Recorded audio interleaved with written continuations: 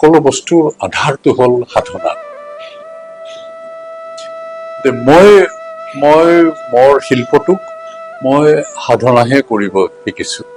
মই সাধনাহে কৰোঁ আৰু সাধনাই কৰি আহিছোঁ। সমাজখন আমাৰ শিক্ষক হয়। মই এই বতাহ, বৰষুণ, পানী, এই আমাৰ ছয়গাঁওখনো মোৰ জন্ম। কলহী নৈৰ পাৰত আমাৰ গাঁও। কলহী নৈখন আমাৰ সম্পদ হয় জীৱনত।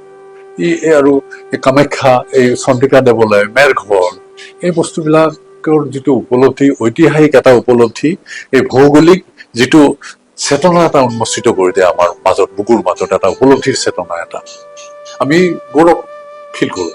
আমি সেই তাৰে বীক্ষণ হওঁ। আমি এই ইতিহাস আৰু বুৰঞ্জীৰ এটা এটা শিপা হৈ যাওঁ। আমি তাৰে, মই ভাবোঁ যে এই বস্তুবিলাকক আমি শিল্পীসকলে আচলতে তাৰ উপলব্ধিটোক আমি গভীৰভাৱে এই মূল্যবোধটোক আমি বুজিব লাগিব। আমাৰ এতিয়া উঠি অহা এটা প্ৰজন্ম আছে, তেওঁলোকে কাম কৰি আছে, ভাল কাম কৰি আছে। আগলৈ আৰু বহুত ভাল কাম কৰিব লাগিব আচলতে। মানে মই হেমন্ত বিশ্ব শৰ্মাক কওঁ যে শিল্পীসকলক সুযোগটো আৰু দিয়ক, আৰু আহক। তেখেতে বহুত সুযোগ দিছে, আৰু কাৰণে ইমান বিশাল আকাৰৰ কাম কোনোদিন হোৱা নাছিল।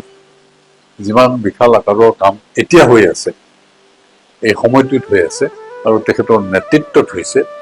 অসমীয়া জাতিটোৱে এই নেতৃত্বটোৰ উপলব্ধিটো বুজি পাব আৰম্ভ কৰিছে।